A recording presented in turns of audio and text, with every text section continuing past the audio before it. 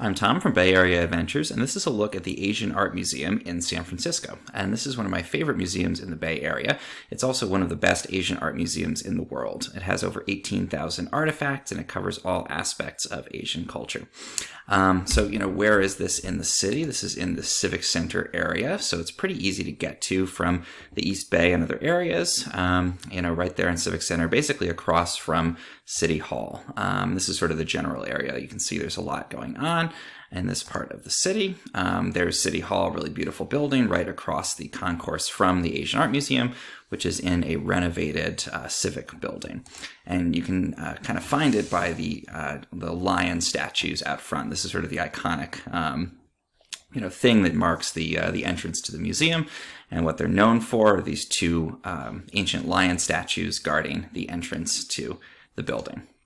Now, right out in front, you'll often find art. So these sort of larger installations. This one I don't think is there anymore. It was a really beautiful kind of dragon. Now there's actually a dog installation out front. So there's some things to look at before you even go into the museum, which is a nice way to kind of kick things off. And when you enter, you're greeted by this really beautiful atrium, and it has these glass windows. And again, it's a historic civic building that's been changed over to a museum. And they've added on different wings, and they're actually in the process right now of building another wing onto the building. So there's beautiful atrium, a great museum store, which I think is really nice, and also a great restaurant called Sunday at the Museum that I'm going to review in another video. But this time I'm just focusing more on the museum itself.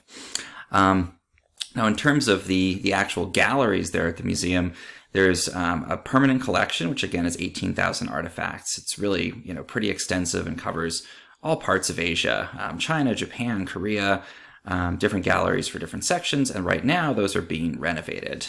They also have great kids programming. So they have a little explorers program where the kids get a backpack they can take around. They have stroller tours on different days. They really try to make it engaging, and they do have some hands-on art spaces in the lower part. I think where the collection really shines, though, is they do special exhibits, and they do those periodically. And these really focus in on, really interesting kind of contemporary things like tattoos in Asian culture.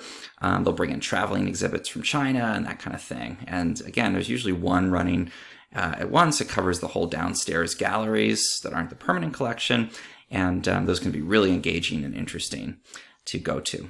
Target sponsors a free museum Sunday, I think once a month, so that's a great time, though it can get a little bit crowded. I like to go just during the week when it's possible, because it's a really chill, sort of Zen type of space. Now, I'm not going to go too much into the art because there's just so much to cover there, but this is one of my favorite pieces. This is an installation. It's a stone where water flows over the sides of the stone very kind of slowly, so it almost looks like it's frozen in motion. You can sit and contemplate it. Other sort of highlights, there's a Japanese tea house you can't go into, but you can look into. And again, just art from all different Asian cultures and all different time periods. Again, great museum, really nice to visit, really great to go to the restaurant and then take a look around the galleries. Parking is a little bit more challenging. It's about a block away. You can park in the UC Hastings lot, and they do validate, I believe it's $7 at the moment to park for the museum. Just walk a block up to the front, and there is drop-off right in front. So if you want to drop off children or people that might not be able to do the walk, it's an easy way to do it. Great museum, world-class art, also just a really nice sort of Zen space.